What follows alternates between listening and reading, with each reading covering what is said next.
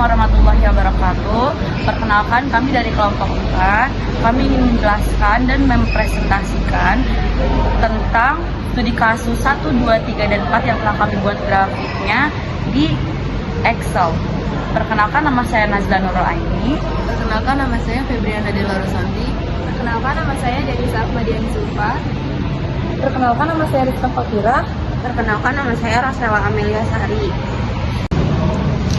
Pada studi kasus 1, penjualan toko elektronik Techmart.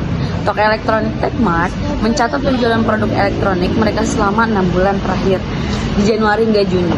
Produk yang dijual meliputi laptop, smartphone, tablet, dan smartwatch. Nah, ini berikut adalah data penjualannya, ada pada tabel di sini.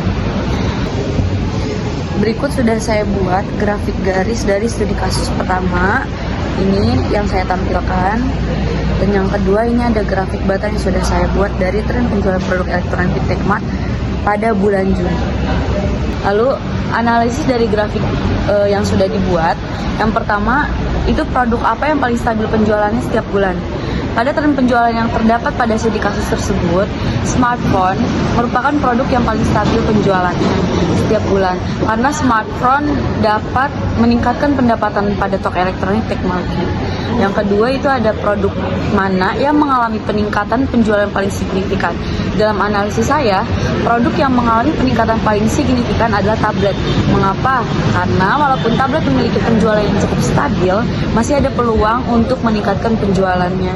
Toko dapat membangun serta memperkenalkan model baru, mengadakan promosi khusus atau penawaran paket yang membuat pelanggan tertarik. Dari soal ketiga, apa yang bisa dilakukan toko berdasarkan tren penjualan ini? Menurut saya, pada studi kasus tersebut dibutuhkan analisa penyebab penurunan pada smartwatch.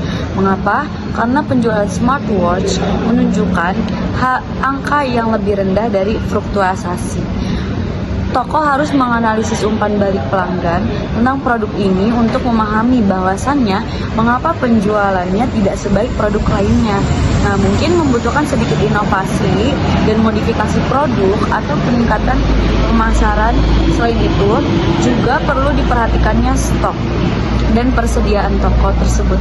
Dengan tren penjualan yang menunjukkan peningkatan, penting untuk memastikan bahwasannya stok produk yang populer, terutama smartphone dan laptop, cukup untuk memenuhi permintaan. Selanjutnya di sini saya akan menjelaskan mengenai studi kasus 2, yaitu tentang lembaga pendidikan EduSmart. Nah, lembaga EduSmart itu menawarkan kursus untuk tempat mata pelajaran seperti matematika, fisika, kimia, dan biologi. Nah, pada semester lalu, mereka ini mencatat jumlah mahasiswa yang mendaftar di setiap mata pelajaran pada setiap bulan, dari Januari hingga Juni. Nah, berikut merupakan data dari lembaga pendidikan EduSmart. Berikut merupakan contoh dari grafik garis yang sudah saya buat. Dan selanjutnya, berikut merupakan contoh dari grafik pie yang sudah saya buat. Dan yang terakhir merupakan contoh dari grafik kolom yang sudah saya buat.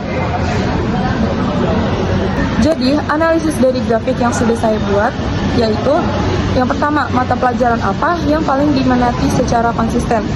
Jawabannya adalah matematika, karena dari data di atas terbukti bahwa matematika merupakan mata pelajaran yang paling diminati oleh para siswa. Yang kedua, apakah ada mata pelajaran yang mengalami penurunan jumlah pendaftaran? Ada, yaitu terdapat 3 mata pelajaran yang mengalami penurunan jumlah pendaftar. Yang pertama adalah fisika dari Februari ke Maret, yang kedua adalah kimia dari April ke Mei, dan yang ketiga adalah biologi dari April ke Mei. Selanjutnya, berikan rekomendasi strategi untuk lembaga kursus EduSmart. Nah, dalam meningkatkan jumlah pendaftaran berdasarkan hasil grafik yang telah dibuat, dengan memfokuskan promosi pada mata pelajaran yang kurang diminati, serta memanfaatkan momentum pada mata pelajaran yang sedang naik daun, EduSmart dapat mengoptimalkan pertumbuhan jumlah siswa di setiap kursus. Studi kasus 3, perusahaan Ekotek, analisis penjualan dan pengeluaran. Perusahaan teknologi ramah lingkungan Ecotech menjual 3 jenis produk utama, panel surya, baterai, penyimpanan, dan turbin angin. Mereka ingin menganalisis data penjualan dan pengeluaran bulanan selama 6 bulan. Pertama tahun ini untuk melihat seberapa efektif strategi mereka. Berikut adalah jumlah unit terjual dan biaya pengeluaran bulanan dalam juta rupiah untuk masing-masing produk. Analisis dari grafik dan perhitungan. Yang pertama, pada bulan apa profit perusahaan paling tinggi dan paling rendah. Profit perusahaan yang paling tinggi ada di beberapa bulan, yaitu bulan April, Mei, dan Juni, dengan profit masing-masing 100 juta. Sedangkan profit perusahaan paling rendah terjadi pada bulan Januari dengan profit 50 juta. Berdasarkan tren penjualan tiap produk apa yang paling potensial dikembangkan?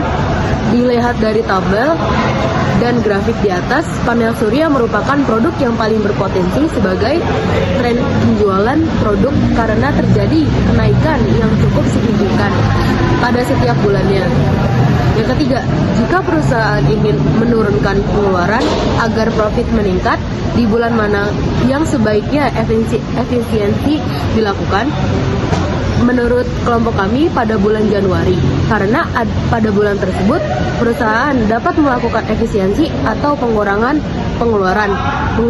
Mengurangi pengeluaran pada bulan ini dapat membantu kenaikan profit dan menyeimbangkan perbedaan profit tiap bulannya. Selanjutnya pada studi kasus 4 terdapat masalah perusahaan e-commerce yang bernama Shopee. Perusahaan e-commerce Shopee ingin mengevaluasi performa penjualan produk mereka dalam kategori elektronik, fashion, kebutuhan rumah tangga selama 6 bulan terakhir. Data yang tersedia mencakup jumlah unit terjual per kategori, pendapatan bulanan, dan distribusi biaya operasional. Dan berikut adalah data yang diberikan. Yang pertama ada data penjualan terakhir, unit terjual per kategori, dan yang kedua ada pendapatan dan biaya dalam jumlah juta rupiah, dan yang ketiga ada distribusi biaya operasional.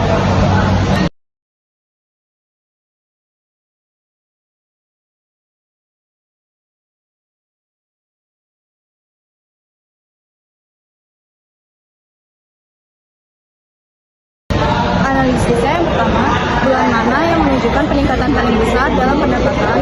Bulan Juni dengan pendapatan 1.500 unit. Dan yang kedua, berdasarkan grafik garis tersebut, bagaimana perbandingan antara pendapatan dan biaya operasional? Perbandingan antara keduanya sangat berbeda. Data pendapatan dalam juta rupiah menginjak angka 100-an, sedangkan data biaya operasional hanya puluhan dalam juta rupiah.